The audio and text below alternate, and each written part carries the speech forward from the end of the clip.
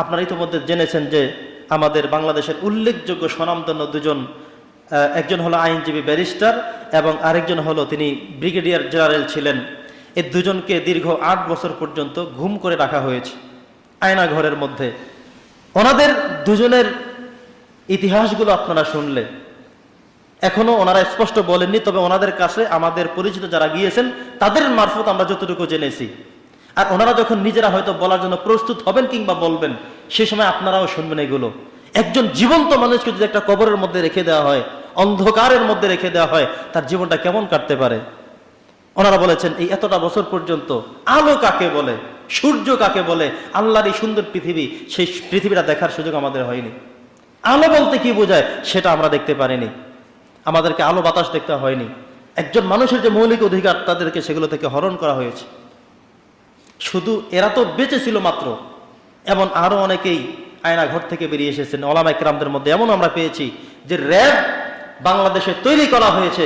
আমি যতটুকু দেখতে পেরেছি ওনাদের জীবনীগুলো শুনে, এমনকি যারা এর আগ থেকে বের হয়ে চলে এসেছেন, ওনাদের একই কথা যে ওনাদের প্রত্যেককেই র্যাব 1 নামে যে ঘরটি প্রথম গিয়ে তারা উপস্থিত করায়, সেখানে তারা মিথ্যা মামলা দিয়ে মানুষকে জঙ্গি সাজানো, এই নাটকীয়তার কাজ ছিল মূলত র্যাবের। এছাড়া র্যাবের কোনো কাজ, উল্লেখযোগ্য কোনো কাজ বাংলাদেশের ইতিহাসে আমরা কেউ এখন পর্যন্ত দেখি নাই।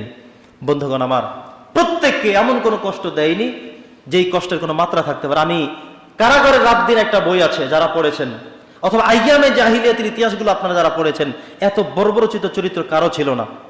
এত খারাপ চরিত্র, বাজে চরিত্র, এত হীনমন্যতা, নিকৃষ্ট মনতা, এত স্বৈরাচার এই পৃথিবীতে আমরা কারোকে খুঁজে পাইনি। জ্যান্ত মানুষকে নিয়ে, জীবন্ত মানুষকে নিয়ে, যার কোনো মামলা নেই, যার নামে কোনো রিপোর্ট নাই, কোনো কিচ্ছু নাই, একটা মানুষকে নিয়ে আপনি একটা ঘরের মধ্যে তালাবন্দি করে রেখে দিবেন, কোথায় পেয়েছেন আপনি? এটা তো মানবাধিকারের সবচেয়ে লঙ্ঘিত বিষয়। মানুষ খুন করার বিষয়গুলো তো আছেই।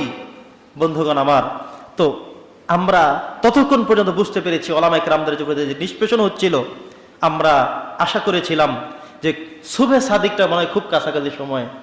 দেলাওয়ার হোসেন সাঈদী গত বছরের 14 আগস্টে তিনি পৃথিবী থেকে বিদায় হয়ে চলে গিয়েছেন। আপনারা দেখেছেন দেলাওয়ার হোসেন সাঈদীর ওয়াজ শুনে নাই এমন কোন মানুষ এই বাংলার জমিনে কম আছে। যারা শুনে নাই এমন হয়তো আপনি 5 জন মানুষকে খুঁজে পাবেন না পুরো বাংলাদেশের মধ্যে। ওনাকে বিশাল আসামি করে রাখা হয়েছে। এমনও ছিল ওনার ওয়াজ কারো মোবাইলে থাকলে সেও সবচেয়ে বড় অপরাধী থাকতো।